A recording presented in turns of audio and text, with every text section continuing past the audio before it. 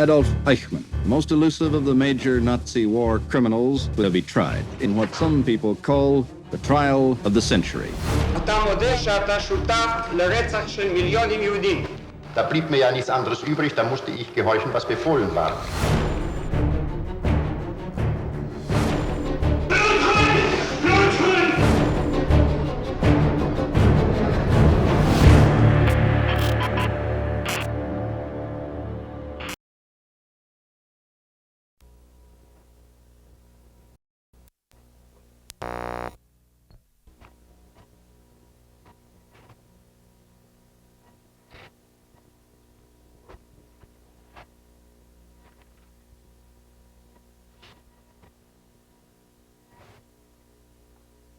פותח את הישיבה 25 של המשפט, בית המשפט נותן הצעה 14.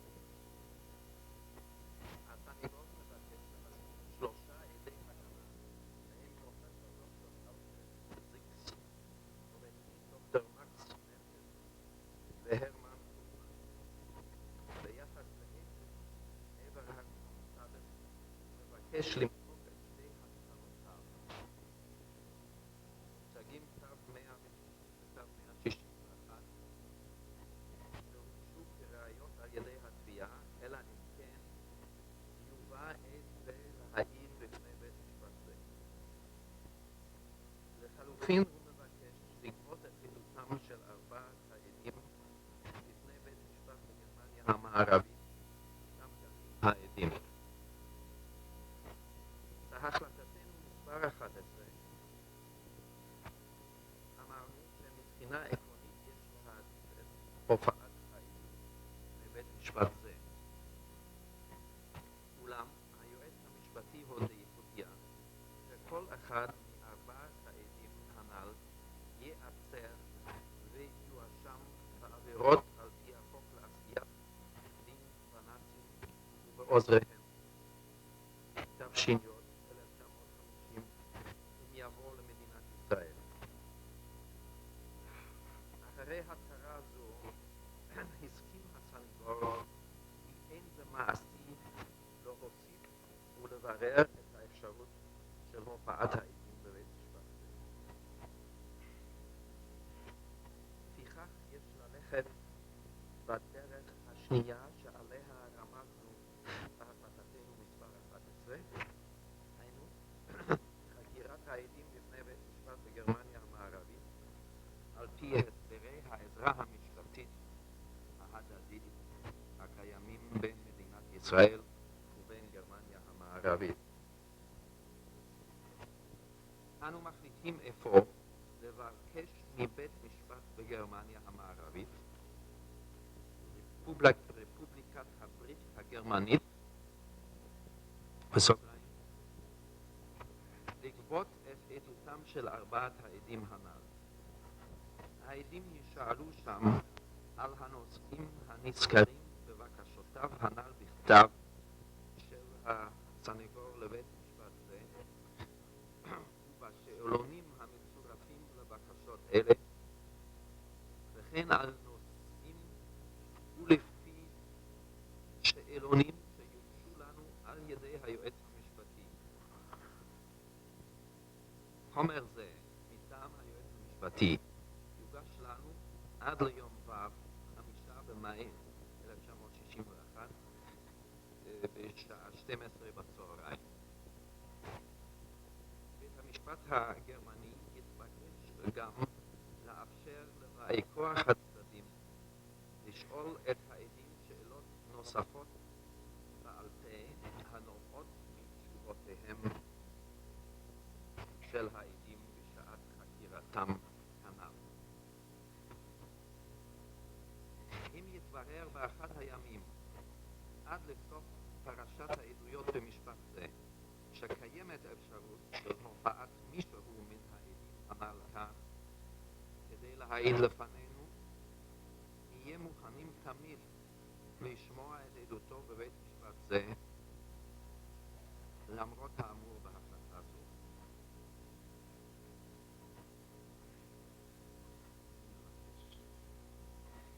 את בקשת הסניגור למחוק את המושגים צו 160 וצו 161 אנו דוחים כי אין לבקשה זו יסוד לאחר שמושגים אלה נתקבלו על ידינו ראיות על יסוד החלטתנו מספר 1.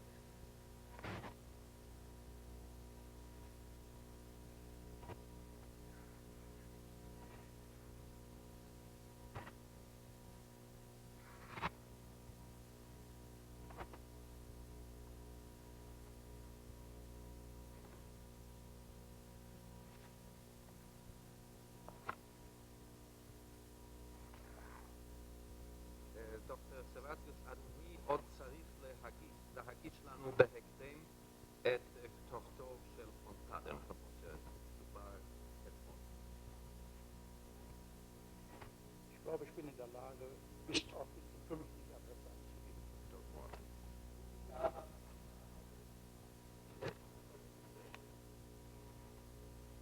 דבר שני, אנחנו מבקשים מבאי כוח שני הצדדים, עד כמה שזה ביכולתם, לבקש מבית המשפט הגרמני כאשר יגיע הזמן לכך, להחיש את תהליך קביעת העדות עד כמה שאפשר. לא הכנסנו את זה להחלטה, אבל אנחנו מבקשים מכם לעזור. מבחינתנו, אדוני, הבקשה תשלח על ידי בלדר מיוחד בגרמניה.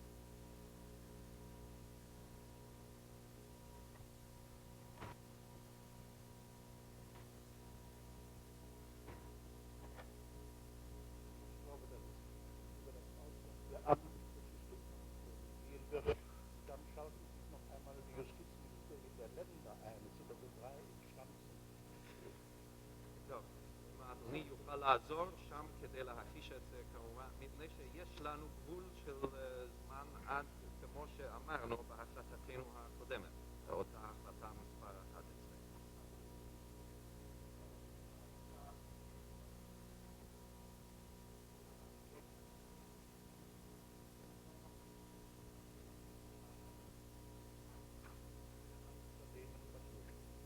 תודה. טוב, עכשיו נמשיך.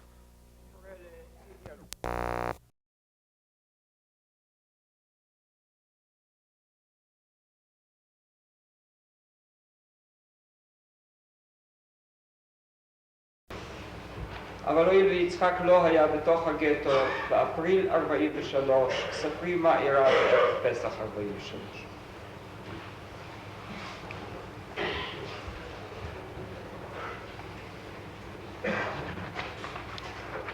ה-18 באפריל 1943, ערב פסח היה. יומיים קודם נכנס המקשר של הגסטאפו ברנדשמו למועצת היהודים ואמר שהוא חושב שהמועצה לא דואגת מספיק לילדי יהודים. אין ירק בגטו, אין מספיק מזון, והוא מציע להקים גני ילדים שיוכלו ילדי ישראל לשחק וגם לצחוק. כי הוא בטוח שהיהודים האלה שנשארו בוורשה העיר, אלה הם אנשים פרודוקטיביים ולא אין מרחפת עליהם סכנת גירוש. מלומדי ניסיון היינו כבר וידענו שאם יש שמועות כאלה ויש הבטחה כזאת, סימן רע הוא. ולכן שמועות שונות ומשונות בימים האחרונים התחילו להתהלך בגטו, שאכן לקראת הפסח מתכוננים הגרמנים לחסל את גטו ורשה. תכף אחרי שמועות כאלה היו גם נמצאו תכף אחרים אשר שמעו מגרמני זה או אחר שוב פעם אותם ההרגעות שאין זה נכון שישארו. ובכל זאת ב-18 ביום הגיע אלינו למפקדה השוטר שלנו היהודי אשר היה גם חבר הארגון היהודי הלוחם ואמר שהשוטרים הפולנים סיפרו לשוטרים היהודים שאין הם יודעים בדיוק אבל אין ספק שהלילה משהו יתרחש.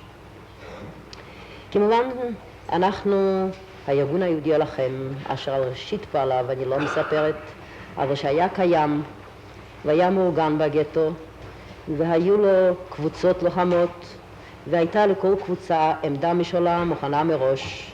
הוכרז כוננות בין הקבוצות, אין יוצא ואין בא, כל אחד עוד ניסה את נשקו, ניסה את הביצורים, את עמדתו, המפקד וחייליו. בערב ב-12 הגיע השוטר הזה למפקדה והודיע הגטו מוקף. חברי המפקדה, סליחה, אז כבר לא הייתה שליטה ליודנראט בגטו, אתם שלטתם בגטו, נכון? זאת כבר הייתה התקופה עוד לפני זה, בין ינואר לאפריל, או עוד לפני זה, שהיודנראט כבר באמת לא שלט בגטו, אלא הגטו וגם היודנראט נשמע לפקודות ולהוראות שאנחנו היינו מדביקים על חוצות ורשה. כן. ואני צריכה להגיד שזאת הייתה התקופה שהיהודים נשמעו לנו בכל. כן. תמשיכי בבקשה. אנחנו התחלקנו בין הקבוצות הלוחמות, ואני הגעתי למקום בינה לפקי 33, אשר מפקד הקבוצה ההיא היה שם זכריה ארשטיין שמו. יתר החברים, מורד חנילביץ' ועוד, התפזרו ביתר הנקודות. מורד חנילביץ' הגיע לעמדה ברחוב מילה 29. מה אמרנו אותו לילה ליהודים?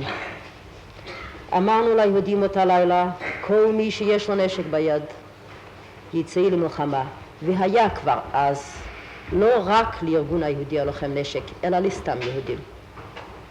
כל מי שאין לו נשק, ילדים, נשים וטף, ירדו לבונקרים, ובהזדמנות הראשונה של אנדרמוסיה, של המלחמה שלנו, ילכו לצד הארי, יפרצו, ילכו ליער, חלק יישאר בחיים. וכמובן לקבוצות הלוחמות לא הצטרכנו להוציא פקודות, כי הנערים, הבחורים והבחורות האלה חודשים חיכו לאותו הרגע בו יוכלו לראות בגרמנים. ואכן הרגע בא. וכשעיר היור ועמדתי על עלייה בבית הזה בנלפקי 23 וראיתי את אלפי גרמנים שהקיפו את הגטו עם מכונות ירייה, עם תותחים, והנה התחילו להיכנס לגטו אלפים על נשקם כאילו לחזית הרוסית הם הולכים, ומולם אנחנו עמדנו 20 וכמה בחורים ובחורות צעירים. ומה היה נשקנו אז ביד?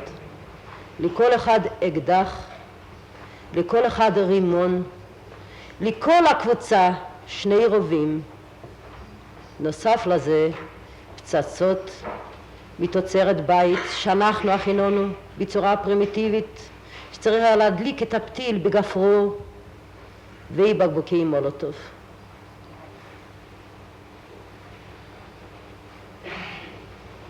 מוזר היה לראות את 20 וכמה בחורים ובחורות יהודיות עומדים מול האויב המחומש העצום הזה, שמחים ועליזים. למה שמחים ועליזים?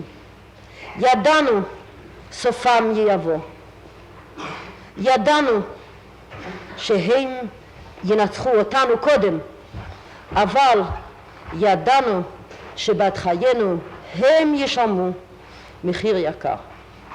ואכן שילמו, וקשה לתאר, וודאי רבים לא יאמינו, שכשהתקרבו הגרמנים תחת העמדות שלנו ועברו בסך, ואנחנו זרקנו את הפצצות והרימונים וראינו דם גרמני ניגר ברחובותיה של ורשה, אחרי זה שהרבה דם ודמעות יהודי ניגרו ברחובותיה של ורשה קודם לכן.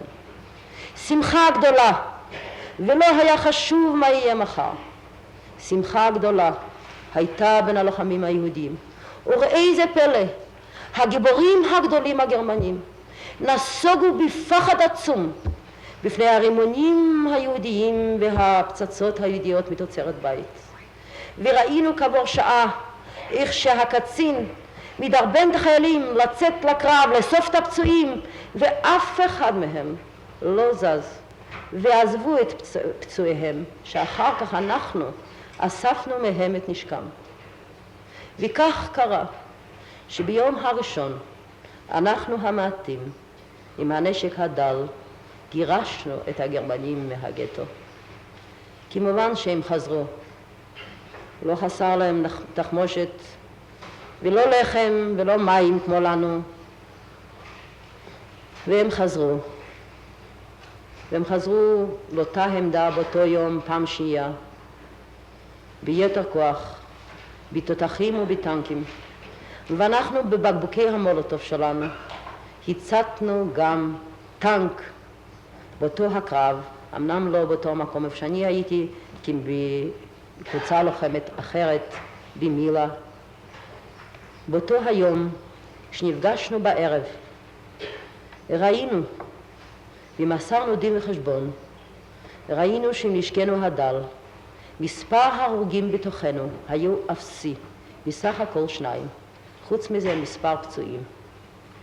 וידענו, עשינו חשבון, שבאותו יום מאות גרמנים נפלו, הרוגים ופצועים.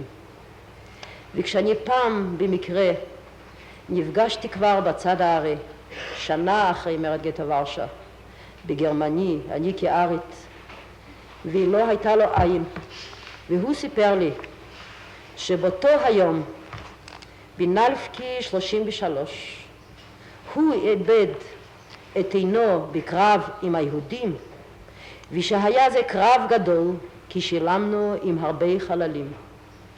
לא ידעתי אז כך להעריך, אבל אם אפשר לדבר אחרי שנים שראיתי את עמי הולך בדרכו האחרונה, הרי הייתה זאת נחמה פורתא. הקרבות נמשכו ימים מספר באותו הקצב. הגרמנים לא יוכלו לנו, וכל פעם עזבו את הגטו. כמובן, לא כל הימים היו כמו היום הראשון. שילמנו ביותר הרוגים וגם הרגנו פחות גרמנים. אבל הימים של אחר כך שינו הגרמנים את הטקטיקה, וגם אותנו הם ירצו לשנות. מקרבות מהמקומות שהכינונו לנו, מקרבות רחוב, עברנו לשיטת קרב של קבוצות קטנות. חילקנו הארגון היהודי לכם לקבוצות רבות, אשר בלילה היו מוצאים להם בתים, עמדות, ופשוט הסתתרו, חיכו לגרמנים, ואכן גם הגרמנים כבר לא נכנסו בסך, כי בקבוצות קטנות, הם כמונו.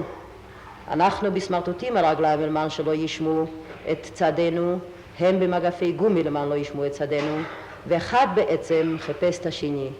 גם בימים האלה ידנו עלתה עליונה, אנחנו הכרנו את השטח, ידענו את הבתים, הכינונו לנו מקומות נסיגה, בעליות, מרתפים, אשר לא היו ידועים לגרמנים. וכך נמשכו ימים. החיים בגטו בשבוע הזה, קשה לי לתאר, חייתי בגטו הזה שנים.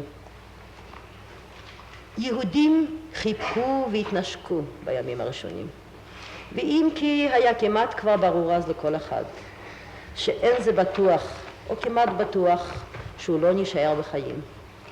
אבל ההרגשה הזאת שהוא הגיע לידי כך שהוא ראה שנקמנו, אם כי אין נקמה לנו, אבל שנלחמנו על חיינו,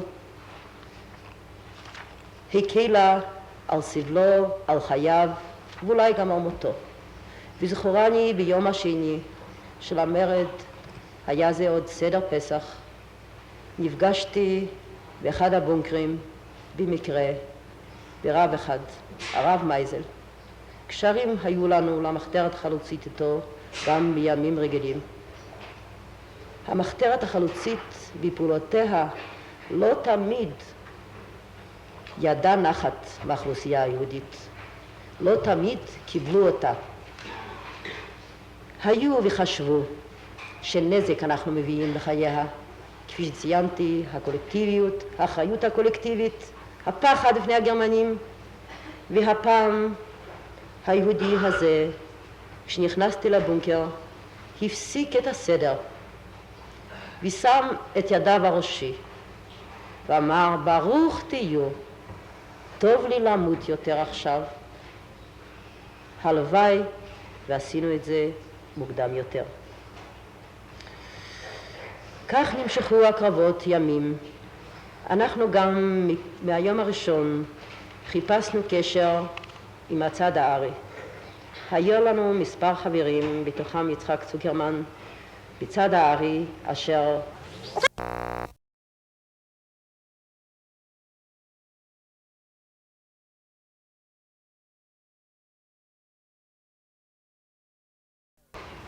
כאשר פתחתם במרד, ידעתם מה יהיה סופו?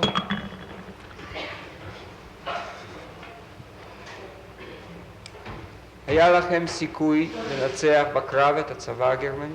לא היה לנו סיכוי לנצח בקרב, זה היה ברור. זה היה עוד באפריל 43, עוד רק התחילו להסתמן הניצחונות הראשונים של הצבא האדום, והיה ברור לנו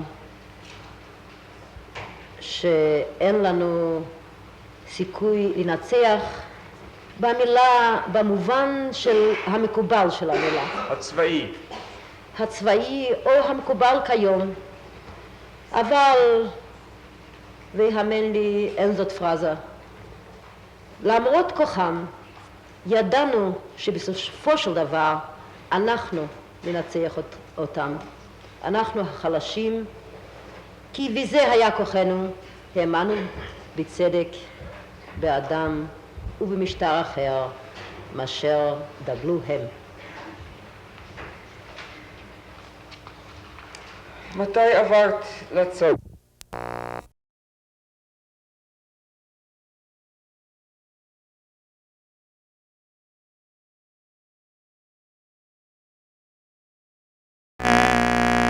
בסוף 40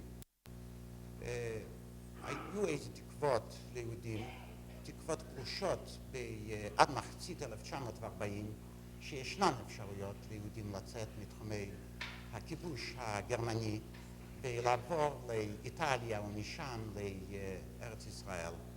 זה נפסק, ואנחנו הכינונו, התחלנו להכין באותם הימים, לא כל כך האמנו שאם גם תהיה אפשרות כזאת ליהודים, שאנחנו נהיה בין המצליחים, היינו צעירים יותר, היו מכובדים איתנו יותר, ובאמת היה מגיע להם.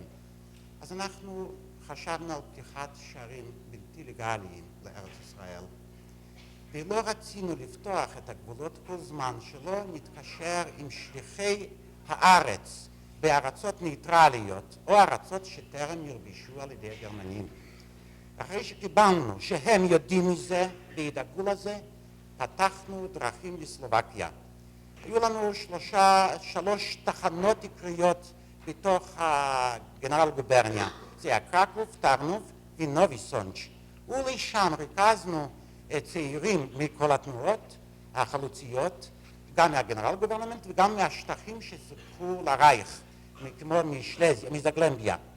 מצד הסלובקי פתחנו גבול בברדייב, ואחרי שהשליח הראשון, שלמה ציגלניק, הצליח והודיע לנו, נתן את הסימן, התחלנו להעביר לשם אנשים. חיפשתם אחר כך קשרים, אם אנחנו עומדים בפרשה זו, גם לארצות ניטרליות. כן.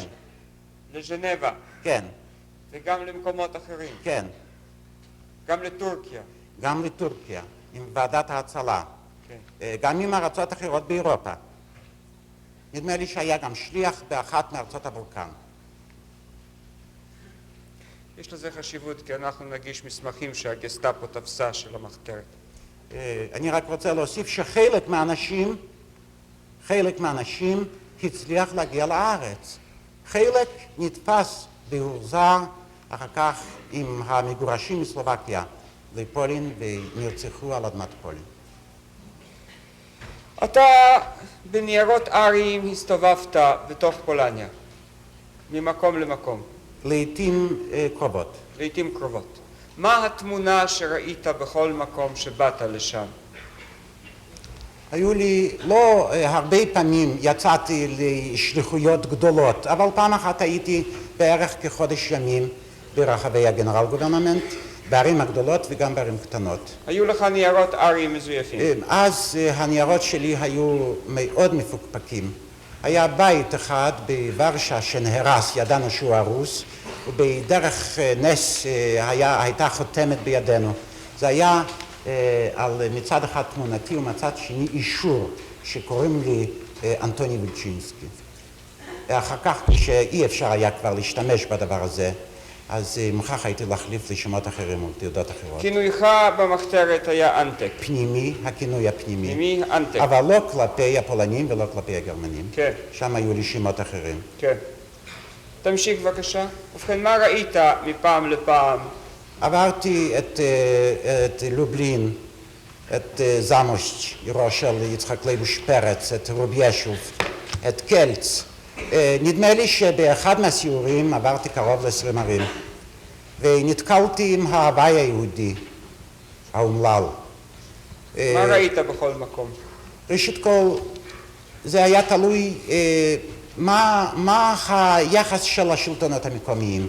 היה לי רושם שנוסף לפקודות היסודיות בדבר יחס כללי אל היהודים, היו הדברים גם תלויים בשלטונות המקומיים. יש מקומות כמו למשל בלובלין, בגטו ההיסטורי העתיק של לובלין, מספר כה גדול של יהודים עם הפחדים התמימיים, היה מצב הרבה יותר חמור למשל מאשר ברוביישוב. שם הייתה עיר קטנה יותר, שם יהודים הצליחו לעמוד בקשרי מסחר ואולי בקשרים אחרים עם פולנים. לכן אני אומר שהדברים היו תלויים הרבה מאוד איך היה במקום. אם כי בכל מקום, איפה שהיה הכי טוב, היה רע מאוד. מה הייתה התמונה הכללית? השפלה, דיכאון, חוסר אונים. מבחינה כלכלית, בלעיתים קרובות יותר קל מאשר בוורשה. כי היישובים היו קטנים יותר, היה יותר קרוב הכפר. לפעמים השמירה הייתה פחות יעילה מאשר בוורשה. יותר קל להשיג מזון. יותר קל להשיג מזון. אבל כל אלה היישובים, אלה היו אורגניזמים שכל אורגניזם חי בפני עצמו, מפוצל. זה לא היה אורגניזם יהודי לאומי שיש קשרים בין ורשה כרגיל, כפי שאנחנו יודעים, ובין הערים הקטנות, היישובים הקטנים. כל יישוב חי את חייו.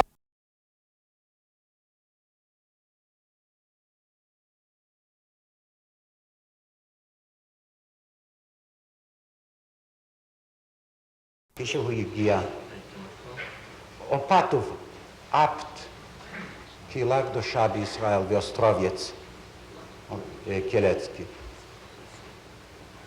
ושמעתי את זה מפיו. אני איש וילנה, אני נולדתי בווילנה. אני בווילנה השארתי את הוריי ואת בני משפחתי. והנה הוא הביא את הידיעות מווילנה. אני בהיותי ילד שיחקתי באגוזים בהיפונרי, והנה זאת היפונרי. את יהודי וילנה שלי רוצחים בהיפונרי מימי הילדות שלי.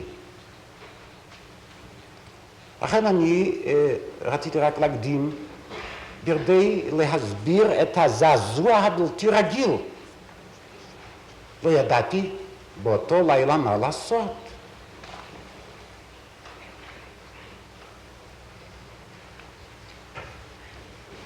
החלטתי לנסוע לאוסטרובייץ. רציתי להיות בודד. אבל חזרתי מהנסיעה הזאת אדם אחר. מוות ליהודים באופן טוטלי. בלי הבחנה, כשהכיבוש הגרמני רודף או מקדים בכמה ימים את הרצח הטוטלי של היהודים. אנחנו התרגלנו קצת, היו לנו שלבי מעבר. עליהם זה בא באופן פתאומי. כובשים ורוצחים ויורשים.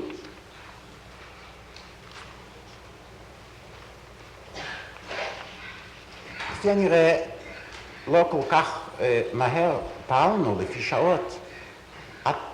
לא יכולנו להגיע לשיווי משקל, בכל אופן אני. וטרם התנערתי מהלומה הזאת של פונארי בא חלמנו, קולמהוף, ספציאל וגן. אוטומובילים סגורים הרמטית, ששם מכניסים יהודים ומובילים אותם מארמון נטוש של אציל פולני, איזה קילומטרים, נדמה לי 15 לחורשה, וכשמביאים אותם כבר מוצאים אותם מתים. זה סיפר הקברן מחלמנו שברח. גם הוא נרצח אחר כך, אם אינני טועה, נעשו מאמצים להציל אותו מוורשה, כי שייך חיסול של ורשה, והובילו אותו לרוביישו או לזמוס, גם הוא נפל שם. אכן, מצד אחד בער ממזרח, ומצד שני בער ממערב, חלמנו זה בוורטיגל. אנחנו היינו באמצע. לא שהתבערה לא תעבור אלינו, במה אנחנו טובים יותר, יהודי ורשה, יהודי הגנרל גוברנמנט, שיחוסו עלינו. אלו היו טענות שטענו כלפי עצמנו, וטענו כלפי האחרים, כלפי הציבוריות היהודית. היה לנו עם טוב, ותמים וישר. אי אפשר היה להאמין שיכול להיות דבר כזה שיקומו בהמונים על המוני בית ישראל וירצחו נפש.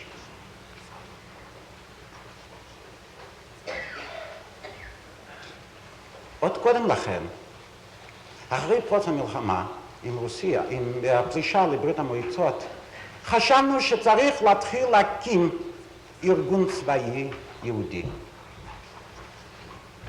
אני בכלל רוצה להגיד, מותר לי, שאי אפשר להעריך את המחתרת היהודית בתלישותה מהמחתרת הכללית, מבלי לראות מה שהיה בעולם הגדול. אין אני מתכוון לדברים נרחבים. אבל לראות אותנו, למרות שאנחנו היינו מבודדים בגטאות, לא לראות את ההשפעות, השפעת הגומלין שבין הכוחות שפעלו, הרי אין אנחנו קולים למטרה. עד שלא נרצחו יהודי ורשה, לא היה סימן של אור בעולם. אלא למיין וסטלינגרד היו כשלא היו כבר יהודי ורשה. ויהודי ורשה כשהם הלכו למוות לא ידעו שיהיה אפילו ניצחון ראשון. בדידות, כל העולם קרה נפל. המחתרות בעולם לא התחילו במלחמות באותם הימים. בפריז היה ערב התקרבותם של האליאנטים.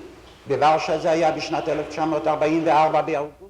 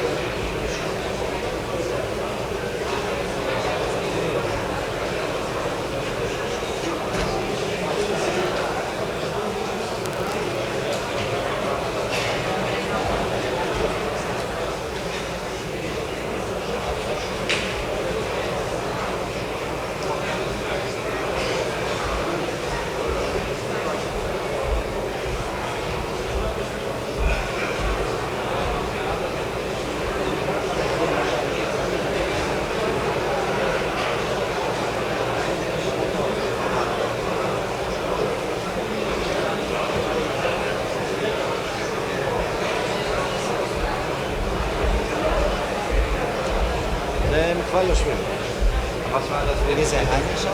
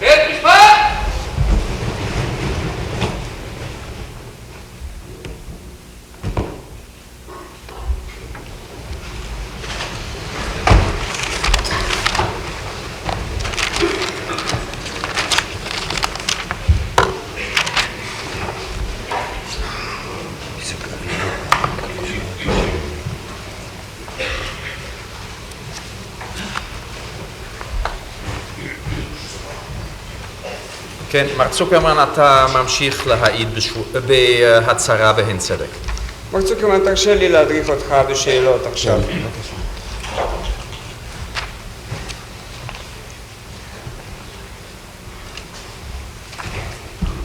אתה זוכר את פעולות הגירושים. אתה זוכר משהו מיוחד בקשר לאנשים קשישים בשעת אותן פעולות? כן. מה אתה זוכר? בימי הגירוש, החל מה-22 ביולי באיזה שנה? 1942, כן. היו נוהגים, בעיקר בתקופה הראשונה, הגרמנים בזמן המיון, להוציא אנשים תשושים, קשישים, מחוץ לשורה ולהרוג אותם, והרגו אותם מתוך הסבר שאנשים אלה אינם מתאימים לעבודה. נוצר רושם אצל אנשים צעירים יותר שאלה שכן ראויים לעבודה הם באמת מובלים לעבודה. כן. ואז הקמתם את הארגון היהודי הלוחם. הארגון היהודי הלוחם הוקם 6 ימים לאחר מכן, ב-28 ביולי 1942. בראשו עמד מרדכי אנילביץ'. אז עוד לא. מי עמד בראשו אז? אז היה מטה של 4 אנשים. זה היה שמואל ברסלב, יוסף קפלן, צביה לובטקין ואני. מתי קיבל מרדכי אנילביץ' את הפיקוד? מרדכי אנילביץ' קיבל את הפיקוד אחרי, זה היה בספטמבר, אחרי הדוד. אחרי הדוד, אנחנו נגיע מיד. כן, הוא אז אתם חזר. כולכם הייתם חסרי כל ניסיון צבאי. בדרך כלל. רובנו היינו אנשים חסרי אימון צבאי. בינתיים נודע לכם גם על מחנות ההשמדה. על טרבלינקה, על חרמנו, נודע לכם עוד קודם. על טרבלינקה שמעתי בפעם הראשונה בחול המועד פסח 1942, מבלי לדעת בכלל מה זה. אבל אחר כך ידעת. כן, כבר בימים הראשונים, אולי ביום הראשון, ידענו בדיוק מה זה טרבלינקה. הודעתם על כך ברבים. אנחנו פרסמנו כרזות, אוזידלונג, זה טרבלינקה, וטרבלינקה זה מוות. כן. קראנו ליהודים להסתתר. בדצמבר 42, בתוקף תפקידך בארגון היהודי הלוחם היית בקרקוב. כן. הייתה שם איזו פעולה של המחתרת. כן, קרקוב הייתה מקום מושבו של פרנק. כן, הארגון היהודי הלוחם היכה בבית קפה אשר הקצינים הגרמנים נהגו לבקר בו, הציגנריה, נכון? כן, זה ועוד פעולות. ועוד פעולות. היית אז שם. כן. מה אירע לך שם? אני יצאתי בתוקף תפקידי לבקר בכמה ערים, היה קרקוב וצ'נסטרחוב. לצ'נסטרחוב כבר לא הגעתי כי נתקעתי בקרקוב. יצאתי בעצם לשם דבר אחד. אחרי הוצאת יהודי קרקוב למוות, נשאר גטו קטן ומצומצם. המחתרת היהודית הייתה מוכרת שם, וכמו בכל חברה נמצא מלשין או בוגד או משתף פעולה, אשר הצביע על ראשי תנועת המחתרת. ולא הייתה ברירה לחברים האלה, אלא לעזוב את הגטו ולהקים בסיסים בצד הארי של קרקוב. הם עשו שם פעולות חשובות מאוד, היו שם קבוצות יקרות מאוד, ומנהיגות בעלת שיעור קומה. והם היו... אתה רוצה להגיד מספר שמות? כן, היה שם דולק ליבסקינד, היה שם שמעון דרנגר. מי כתב את הספר הידוע בתור זיכרונות יוסטינה? כן, זאת כתבה חברתו של דרנגר בשבתה בבית הכלא בקרקוב. לאחר מכן, בתקופה יותר מאוחרת. כן. לכן היה ויכוח, ואנחנו לא קיבלנו שהארגון היהודי הלוחם בקרקוב יימצא מחוץ לתחומי הגטו. ואנחנו החלטנו להחזיר על ידי פעולות מסוימות בתוך הגטו את החברים של הארגון היהודי הלוחם שיעזבו את בסיסם בצד הארי ויחזרו. לשם כך צריך היה לעשות תוכנית ולשם כך נשלחתי. למזלי ולמזלם הביש, אם כי אינני מצטער על הפעולה שנעשתה, כי על התוצאות שלה, אבל באותן הפעולות, זה היה ערב חג המולד של 1942, כשהאוכלוסייה והגרמנים התכוננו לחג. באותו יום שבאתי נודע לי שלאותו ערב הם קבעו 3 או 4 פעולות. הם קבעו להתקיף ברימונים ואקדחים בית קפה שהיה מיועד לאנשי אס-אס וגסטאפו. הם עשו זאת. כן. הם החליטו להתקיף ברחובות העיר באותו ערב אנשי גסטאפו בודדים ולהוריד נשקם. הם החליטו לשרוף גראז' למכונות צבאיות, וקבוצה רביעית הצטרכה להפיץ כרוזים בין האוכלוסייה. אולי רק קצת לקצר, הפעולה בוצעה. הפעולה בוצעה בהצלחה בלתי רגילה, אבל אנחנו לא ידענו, אני וחברי המטה שישבנו אותו לילה לאחר מכן, וקבענו להיפגש עם אנשי הבסיס שבאותו לילה הם נפלו לידי הגסטאפו. ביניהם שמות אולי זכורים לך, טננבאום? כן, ליבוביץ'? ליבוביץ', לבן ליבוביץ'. כן. כן. אני הייתי יחד עם לבן ליבוביץ', שנינו נתפסנו בידי הגרמנים, ואני נפצעתי אז וברחתי. אולי בשלב זה אגיש מסמך לבית המשפט. זה 1246 שלנו. הודעה שנשלחה על ידי אס-אס גרופנפירר מילר, הממונה על הנאשם,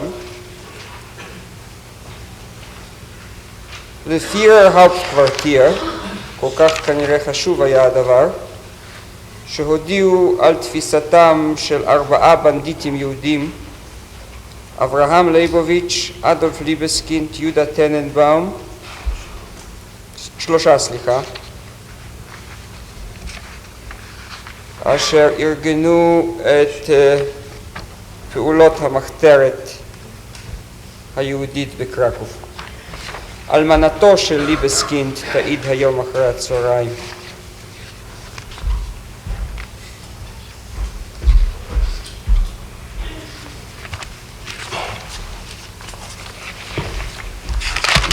זה יהיה תו 254. בית המשפט יועיל לשים לב כי מדובר גם על נשק שהוחרם.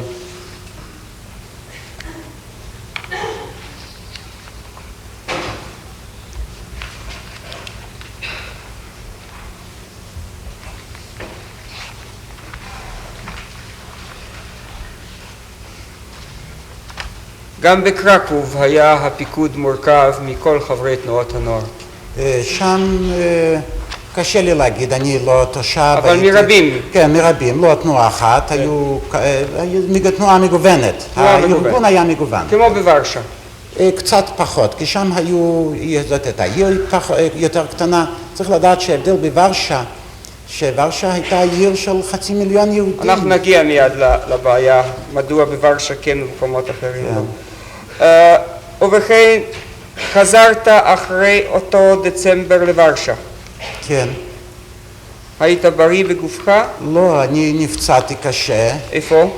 זה היה יום אחר ההתקפות על הגרמנים. איפה? זה בקרקוב. כן. בעיר קרקוב, כשאני בליוויו של לבן ליבוביץ' נכנסנו לבסיס. זה היה בית חולים יהודי נטוש, לא רחוק מחלונות הגסטאפו. כשאנחנו נכנסנו,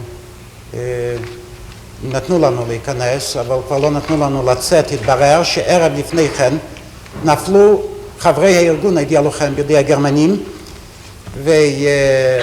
ומכיוון שלבן ליבוביץ' היה הראשון, הצטווינו לעמוד, להרים ידיים, שנינו הרימנו ידיים, אבל הוא נשאר תקוע ואני זרקתי את עצמי לעבר הדלת. ופתחתי את הדלת, אבל מיד עם צאתי נפלתי, כי הרגשתי שאני פצוע.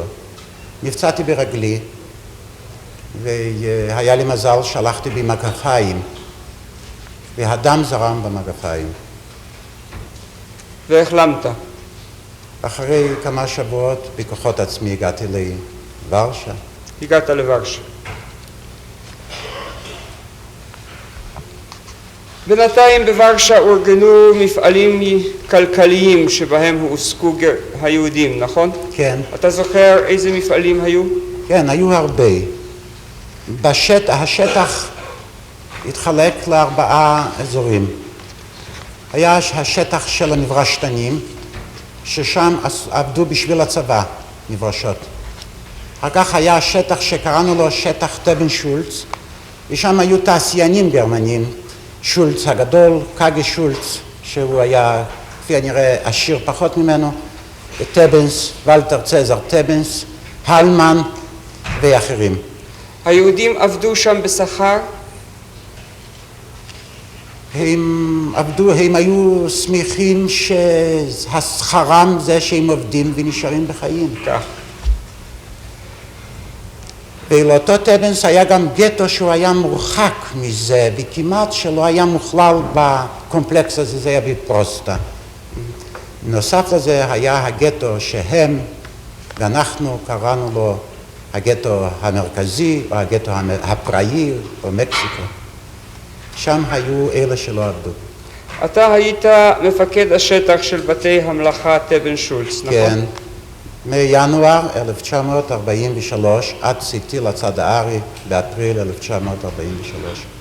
הוקמו שם 22 קבוצות של הארגון היהודי הלוחם? כן, בכל שטחי הגטו. בכל שטחי הגטו. 9 בגטו המרכזי, 8 בגטו שטח טבן שולץ ו5 בגטו... היו לכם קשרים עם המחתרת בערים אחרות, גם עם וילנה? באותה תקופה זה קצת נחלש. הקשרים האמיתיים שלנו היו בעצם עד סוף שנת 1942, ראשית 1943, ולאחר מכן חידשנו כבר יותר מאוחר. בווילנה היה אבא קובנר, בווילנה היה לפניו איציק קוויטנברג ואחר כך אבא קובנר. מפקד המחתרת. מפקד הארגון היהודי הלוחם, ה-FPO. כן. היו לכם קשרים עם המחתרת הפולנית, היו לנו קשרים עם המחתרת הפולנית, כן. עם הארמיה לודובה ועם הארמיה קריובה. כן. מי הגיש לכם עזרה? אנחנו קיבלנו, אחרי פעולות שעשינו ב-20 באוגוסט 1942, בהצתת בתים, טרם שהיה לנו נשק, ניצלנו בנזין והצתנו עשרות בתים שהרכוש היהודי לא ייפול לידי הגרמנים ושהדליקות יזיקו את העולם, שהנה משמידים אותנו. זה היה לילה גדול בשבילנו, כי באותו ערב הלהבות משכו את הטייסים הסובייטים שעברו מעל ורשה. באותו לילה גם התנקשנו במפקד המשטרה היהודית.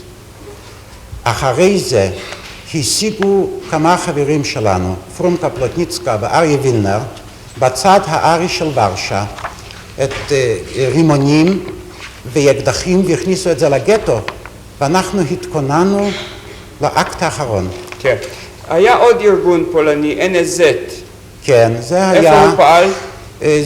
NSZ זה היה ארגון שהיה מורכב מהיסודות הפשיסטיים של פולין, ובכל אופן, בעניין היהודי, הם שיתפו פעולה עם הכובש הגרמני. כלומר גם השמידו יהודים. הם השמידו יהודים. כן.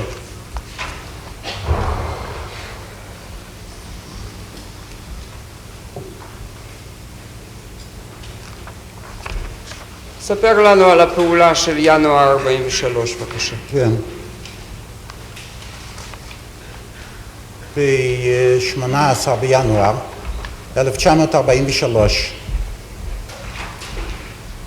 ביקר אז אצלנו המשורר יצחק כצנלסון ועמד לחזור לביתו.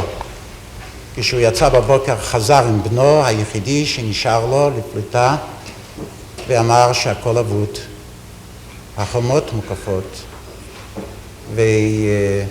ומשמרות סמיכים של גרמנים מקיפים את הגטו וחדרו גם לפנים הגטו. זה היה רק כמה חודשים של שלווה יחסית שניצלנו קצת להתארגן, ובאותו בוקר אני אז הייתי עוד פצוע, נעמדתי יחד עם חבריי בקבוצה, היה לנו בסיס בזמהוף 56-58 שהחלונות יצאו לעבר האומשלגפלץ. אנחנו ראינו, זה היה מקום צומת דרכים, ולכן בחרנו במקום הזה. במקום אחר במילה היה שם מרדכי אנילביץ' עם קבוצתו. היו עוד כמה קבוצות, אבל הם לא היו מזוינים. כל הניסיונות שלנו להתקשר עם שאר הקבוצות העלו חרס, וכל מפקד בעצם בינואר ואחר כך כמעט גם כן באפריל היה הרבה מאוד צריך להעמיד על דעת עצמו. כן, מה קרה בינואר, בבקשה? העניין התחילו לחדור, היו שם אס-אס וואפן אס-אס, זה אני יודע לבטח משהיה טרנספורט שהובל בעצם לחזית והורידו אותם לתת עזרה לכוחות הגרמניים. אבל הם לא שערו לעצמם שיש איזה ניסיון ראשון של התארגנות יהודית. הכל היה לך קל במשך החודשים האלה. והם בבוקר הפתיעו את קבוצתו של מרדכי אנילביץ', והחברים הספיקו את מעט הנשק להסתיר בבגדיהם, ונתנו את עצמם להוביל עם שבועה פנימית שהם לא יגיעו לאומשלגפלץ. בעצם זה היה דבר משותף להרבה מאוד צעירים, ובאמת הם לא הגיעו. או שנפלו, או שהשתחררו. כשהם הגיעו לזמהוף, ואת זה אנחנו ראינו מרחוק, ראינו שחברים שלנו מהארגון היהודי הלוחם מובלים בתוך עדה גדולה של יהודים ומוקפים גרמנים לעבר האומשלגפלץ. נדהמנו, אכן זאת הייתה קבוצה חשובה מאוד שבנינו עליה, אבל גם הם כפי הנראה ידעו מה שהם עושים. אנחנו לא יכולנו לפתוח ביריות, מכיוון שזה היינו פוגעים רק ביהודים, ברימונים בטח לא. אבל לאות שניתן על ידי מרדכי אנילביץ', החברים שהיו בתוך השורות התנגשו בגרמנים, זרקו רימון, והייתה הבהלה הראשונה שהיא גדולה, כשהגרמנים התפזרו, הם, גם היהודים התפזרו לכל עבר. אבל בסופו של דבר היה לנו עניין עם צבא, הוא חזר. גם אתה נכנסת לפעולה? לא, אנחנו היינו די רחוק מהם, ראינו את הכל. כן. אבל מזה גם למדתי דבר ששיערתי לעצמי קודם. ולמדנו מזה אחר כך גם כן בימי מרד אפריל. לא להיגרר לקרבות רחוב. רק אחרי ששמענו את ההסברים של מרדכי אנילביץ', אתה ראית את הפעולה כולה? אנחנו ראינו את הפעולה, כן. וראינו אחר כך את הבריחה, וראינו שנעלמו. ראינו אחר כך בית לא רחוק מאיתנו, בית עץ, בקתת עץ, ששם חדרו 3 לוחמים ונרצחו בידי הגרמנים. מרדכי אנילביץ' ניצל אחרי 2 או 3 ימים, הוא חזר לבסיס והתברר שיהודים פשוטים הצילו אותו ברגע האחרון. אבל הוא והיה מהיחידים שניצלו. שאר הלוחמים לחמו עד הרגע האחרון. זה לא פרזה, עד הרגע האחרון. לכן אנחנו החלטנו לנקוט בצורה אחרת פרטיזנית וללחם בבתים. המחתרת תכננה תוכניות כיצד להתנגד, מה לעשות. היו כל מיני הצעות. הייתה פעם הצעה אפילו להצית את כל הגטו ולהישרף חיים. כן. לא קיבלתם את ההצעה הזאת. זה היה בספטמבר 1942. מדוע לא קיבלתם? זה היה ערב דרמטי ביותר ומכריע בחיי המחתרת.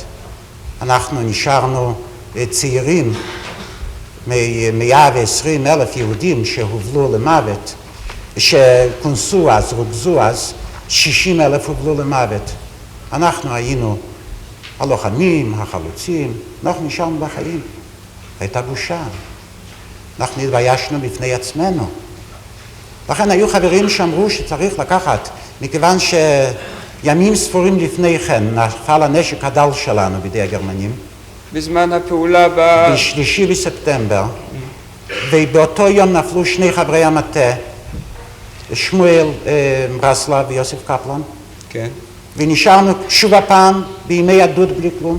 אז חברים אמרו שצריך לעשות את האקט האחרון, לקחת את הבנזין ואת הנפט, לשרוף את הגטו ולעלות ללהבות. מדוע לא עשיתם את זה? אני הייתי האדם שהתנגדתי לזה. לא רכשתי באותו ערב הרבה כבוד, אבל עמדתי על דעתי שאם נשארנו אין טעם ואין תכלית למכור את החיים בזול כל כך. אם נכון הדבר שאנחנו נרוויח שעות, ימים וחודשים, צריך לתת נדר שדבר לא יהיה קשה מאיתנו להשיג נשק ולאחוז בנשק. טוב, נחזור שוב אם כן לינואר.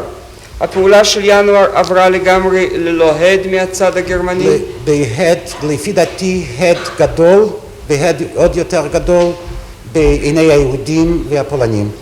אנחנו בקבוצה שלנו שלא הספיקו לתפוס אותנו, לחמנו בבתים במשך 2 ימים.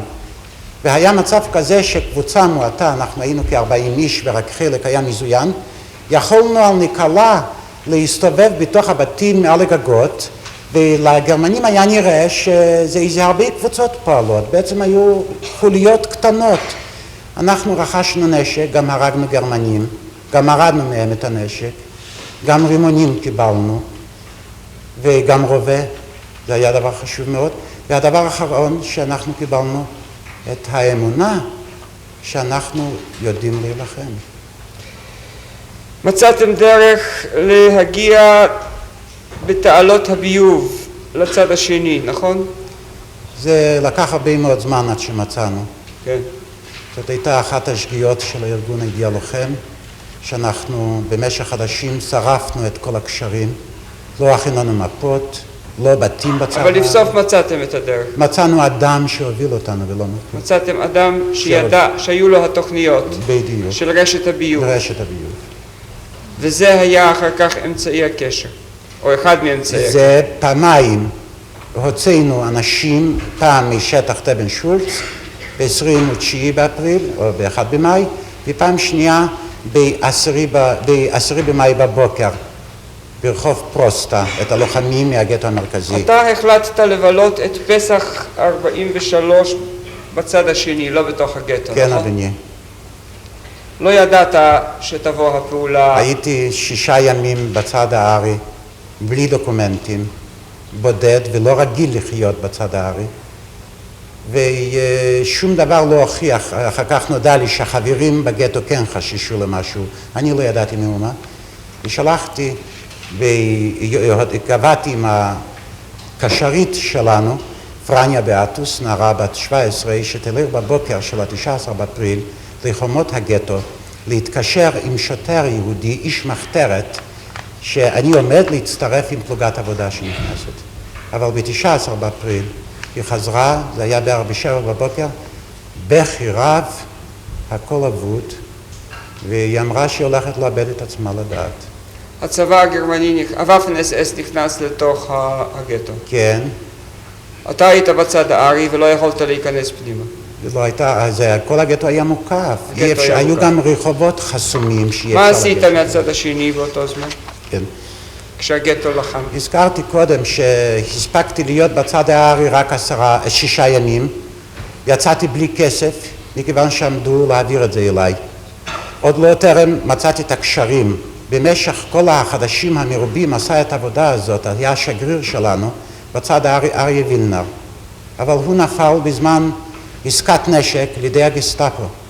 ואנחנו נשארנו חדשים מרובים בלי כל קשר עם המחתרת הפולנית. ובאחד הימים הם הודיעו לנו שאם אנחנו רוצים שהמלח לא יבוא אחרי האוכל, הרי, כלומר, אם שהעזרה לא תבוא אחרי המרד, הרי יש הכרח מיד לעבור. ואני יצאתי לצד הארי של ורשה, והצטרכתי להתחיל לחפש קשרים. נכון שמצאתי כבר שם את דוקטור אדולף ברמן, אבל הקשרים שלו היו עם המפלגות ועם הארגונים להצלת יהודים, ולי היו דרושים הקשרים הצבאיים.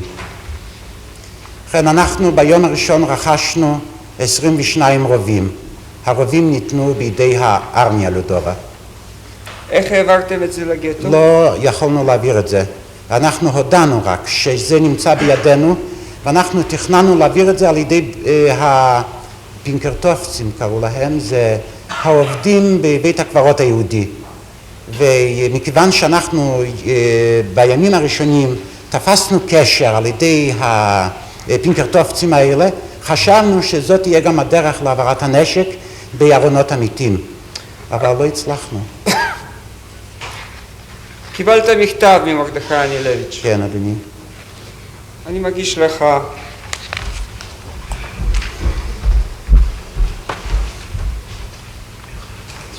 זהו המכתב האוריגינלי שקיבלת? לא, אדוני. המכתב האוריגינלי היה כתוב עברית. המכתב האוריגינלי היה כתוב אליי עברית.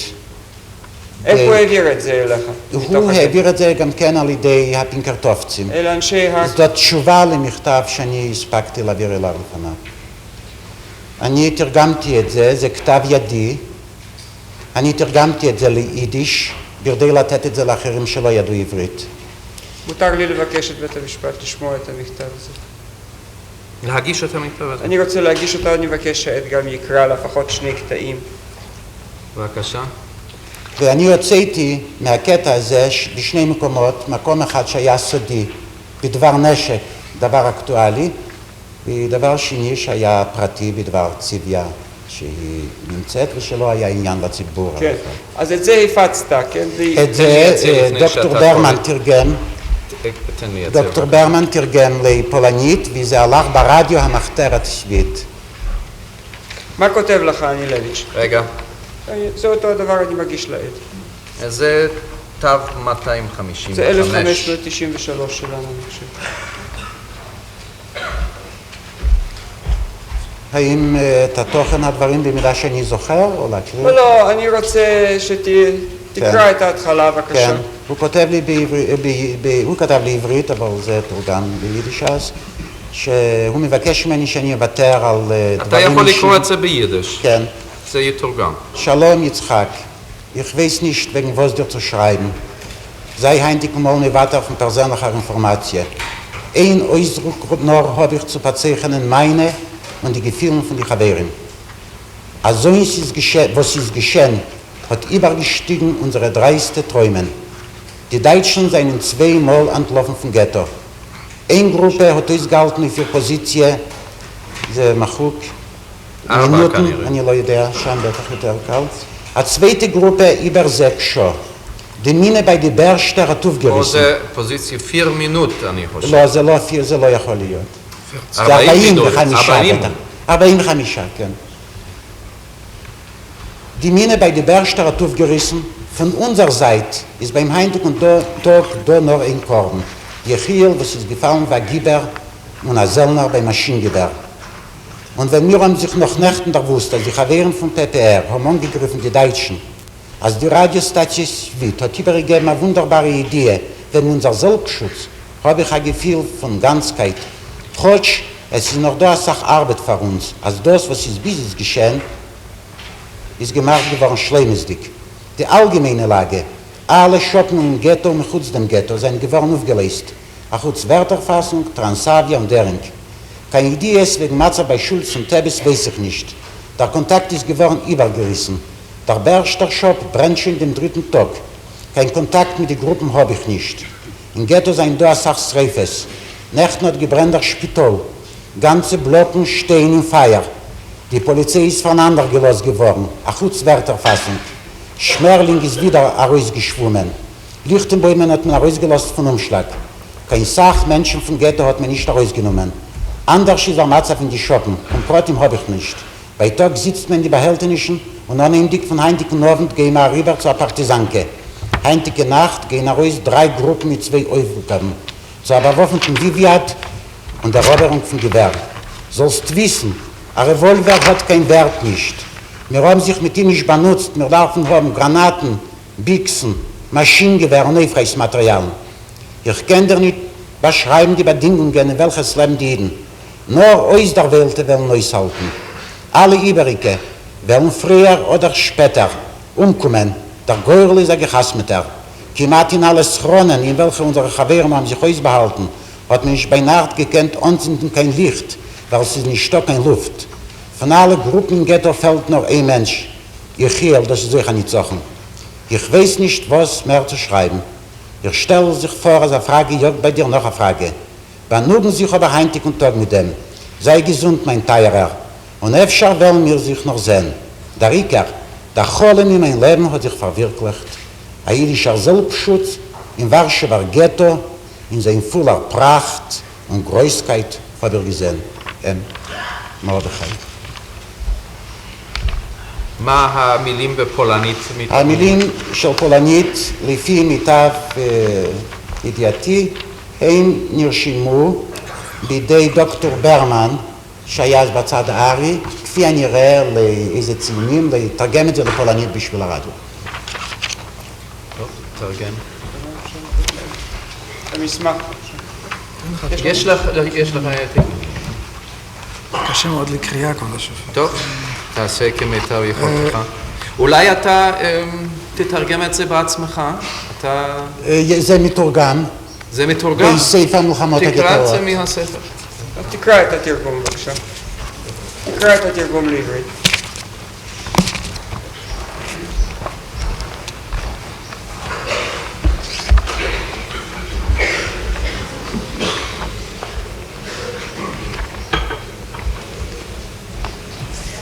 ב-23 באפריל 1943.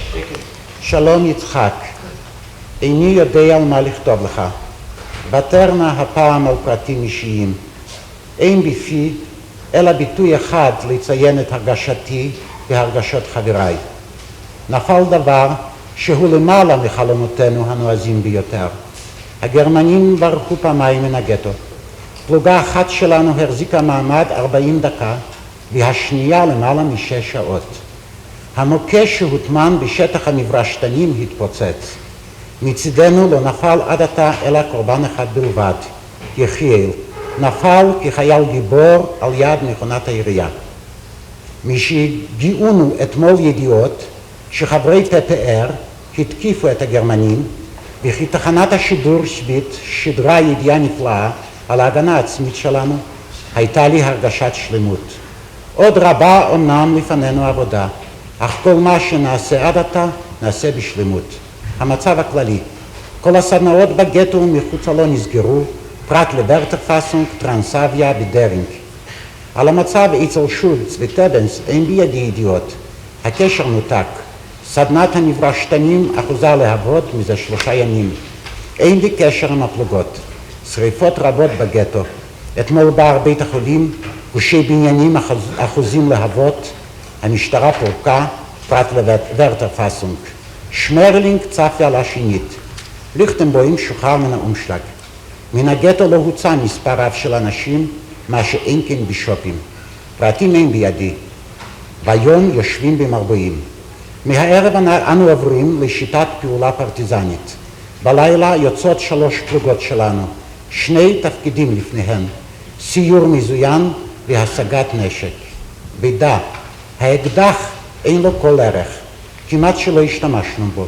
נחוצים לנו רימונים, רובים, מכונות ירייה וחומר נפץ. לא אוכל לתאר לפניך את התנאים בהם חיים היהודים. רק יחידי סגולה יחזיקו מעמד. כל אשר יספו במוקדם ובמאוחר. הגורל נחרץ. בכל הבונקרים בהם מסתתרים חברינו, אי אפשר להדליק נר בלילה מפאת חוסר אוויר. מכל הפלוגות שבגטו נעדר רק איש אחד, יחיאל. עד זה ניצחון הוא. איני יודע מה אוסיף וכתוב לך. מתאר אני לעצמי ששאלה רודפת שאלה, אולם הפעם הסתפקנה בכך. יהי שלום יקירי, אולי עוד נתראה, העיקר חלום חיי כאן והיה. זכיתי לראות הגנה יהודית בגטו בכל גדולתה ותפארתה. מרדכי. כן. ובכן אתה בצד הארי, מר צוקרמן, של ורשה, מחפש דרכים להעביר נשק, קשר, מגע עם הגטו הלוחם. כן.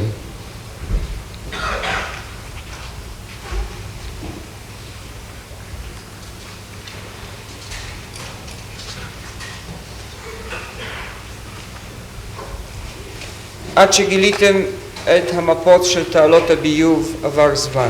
כן, לא מפות אדם חי. אדם חי שהיו לו התוכניות. שידע זכר את זה, זה היה פועל ניקיון. פועל ניקיון. עירוני, קשור לארמיה לודובה.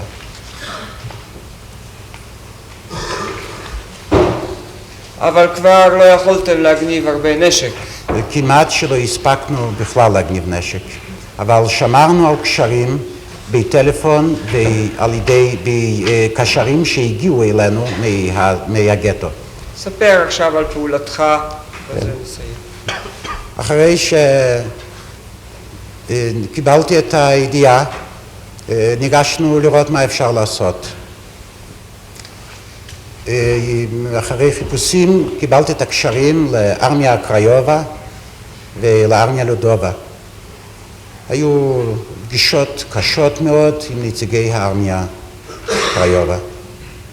נפגשתי עם אחד הנציגים שלהם. מה ביקשת מהם? אני ביקשתי נשק. זה היה, הוא הציג את עצמו כגרנדיר קארול. הוא היה, לפי שנודע לי אחר כך, מיור, נדמה לי ינישבסקי. אני אמרתי שהגטו עומד בדד, ואני מבקש נשק. הוא אמר לי שהגטו זה בסיס של הבולשיביקים. אמרתי שהאינפורמציה שלו היא לא טובה, אני בעצמי, שאני מפקד, אני חבר החלוץ. ורוב הקבוצות הם חברי התנועות החלוציות. ושאין אנחנו שואלים ליהודי מי הוא כשהוא בא להילחם. אנחנו רוצים לדעת אם הוא רוצה להילחם. את הנשק לא קיבלתי, אבל הוא הציע לי, וזה היה בערך ב-21 באפריל, אולי אפילו ב-20 באפריל, הציע לי להוציא את הלוחמים מהגטו. זה לא היה תפקידי. תפקידי היה לחזק את רוחם של הלוחמים בנשק. אבל אמרתי שאני מבקש לאות גם להכין בתים וגם יערות לפרטיזנים. לימים נודע לי על ידי האדם שהוביל אותי, הפולני, איש הצופים היידוק. היידוק זה נפל בימי המרד הפולני בשנת 1944 במקום אחר בוורשה. והוא ביקש להודיע על ידי חברתו אירנה אדמוביץ' שהיידוק בידיו הרג את המיור הזה. לימים התברר שהוא היה משתף פעולה עם הגרמנים. ביחס אחר נתקלתי מצד הארמיה לודובה, ומיד באותו יום, נדמה לי ב-19 באפריל, קיבלתי מהם 22 או 25 רובים, אבל לא הייתה לי אפשרות להעביר את זה, וגם הם לא יכלו לעזור לי. התברר אחר כך שדבר פשוט כמו מפה של תעלות ביוב לא היו בידי הארמיה לודובה אפילו בשנת 1944 בימי המרד הפולני. ואנחנו, הפלוגה היהודית, הצטרכנו איזה ימים להיות מומחים לתעלות ביוב. כן, אז אחר כך נפל בחלקך התפקיד המר לטפל בהוצאת שרידי הלוחמים. כן, אנחנו ניסינו כמה פעמים. כשם שמהגטו הגיעו אלינו שליחים, כך אנחנו ניסינו כמה פעמים לשלוח אנשים שלנו אל הגטו, אבל אם היו חוזרים בלברינט הזה, במבוי הסתום, שפעם היו מגיעים לעבר אביסלה, פעם למקום אחר לא ידעו, לא הייתה להם אוריינטציה איך ללכת מתחת בתעלות הביוב. עד שיום אחד הקשרים שלנו, קשר ראשי אחר כך, שמחה רטייזר, רותם שמו, כיום חי, הוא לקח על עצמו את הדבר, ואחרי איזה ניסיונות הצליח ביום השמיני במאי להיכנס לגטו. אבל זה היה שעות ספורות לאחר שהבונקר המרכזי, מרדכי ינילביץ' בראשם, ולמעלה מ100 לוחמים נפלו בהגנת הבונקר במילה 18. אחר שהוא הספיק, הוא גם נתקל במשלחת שהגיעה באותו רגע של הלוחמים המיואשים, ושלחו אותם בחזרה, וצריך היה לנצל את השעות האחרונות של הלילה. עם שחר, הכל צריך היה להיות כבר בתוך הבונקרים. ואלה שהספיקו בקירוב מקום, הכניסו אותם לתוך הבונקרים. 3 קבוצות נשארו עוד בגטו. ואני יודע מהמחתרת הפולנית, מפועלים פולנים שעבדו אחר כך, אחרי שהרסו את הגטו, חדשים תמימים עד סוף שנת 1943. היו לוחמים יהודים, ואינני יודע מתי נפל ואיך נפל הלוחם היהודי האחרון. זה לקח חודשים. חדשים מרובים. אחרי שהוצאת את הלוחמים, התארגנתם בצד הארי שוב במחתרת. ארגנתם את המחתרת מחדש. כן. הוצאתם קרוזים. כן. יש בידך אחד הקרוזים, בפולנית. כן. זה קרוז, זה קרוז של הוועד היהודי הלאומי, אשר הוצא בשנת 1944, ביום השנה השני לרצח יהודי ורשה, ביום 22 באוגוסט. אולי תקרא את הקטע שבעברית, אם אתה יכול, כן. שביקשתי ממך. כן. תתרגם את זה לעברית, קטע אחד. זה במכתב הארוך הזה, שם הקרוז הוא... כל ממעמקים. כל ממעמקים, כן. הקטע הזה אומר, אכן את מטרתו היטלר לא השיג, וגם לא יכול להשיג. העם היהודי חי. מ-17 מיליונים הושמדו למעלה מ5 מיליונים. אבל העם היהודי בין ה-12 מיליונים לוחם ביתר מרץ וכוח על קיומו ועל עתידו הטוב יותר.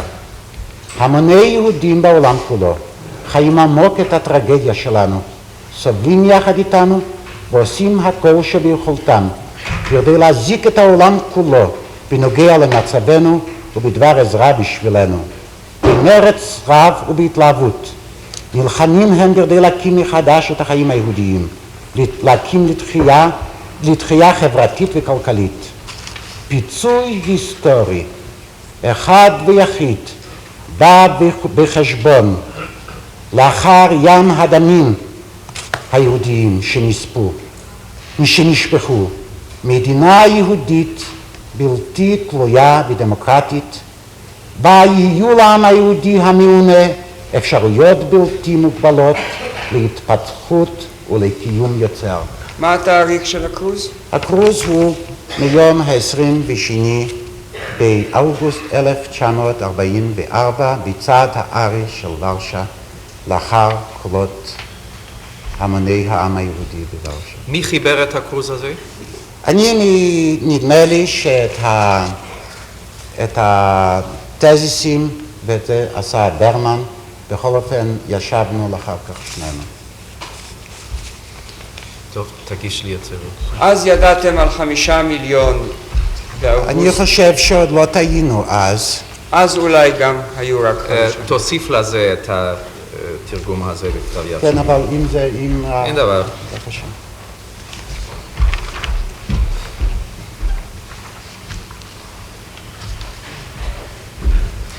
זה תו 256. לחמת גם במרד הפולני כן, אדוני. של ורשה. כן.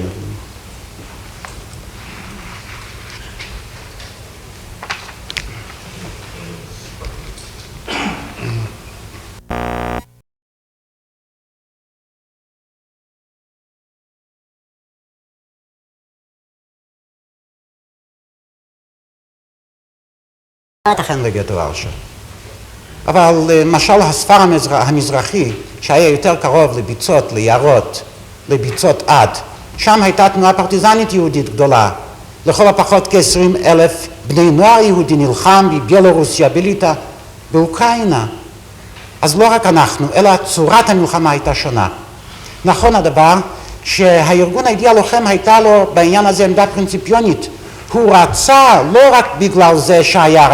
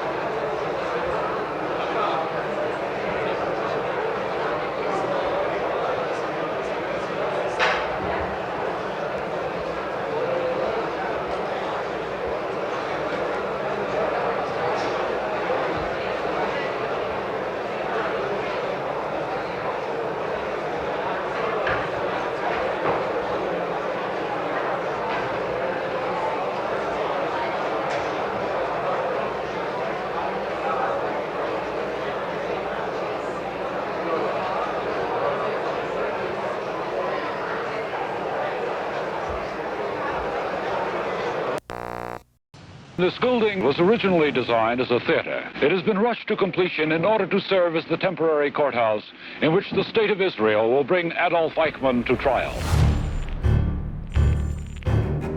The 15-year hunt is over. Adolf Eichmann, most elusive of the major Nazi war criminals, will be tried in what some people call the trial of the century. I am against the trial. Why? I don't feel one man can pay for the crime of killing 6 million Jews. Do you think it's a good idea to remind people of all these things again? The responsible persons are dead now. This doesn't do any good. More than 700 reporters and cameramen have come to Jerusalem. This is always a page one story. There will be 750 spectators in the auditorium, and the accused man will step into a cabin of bulletproof glass.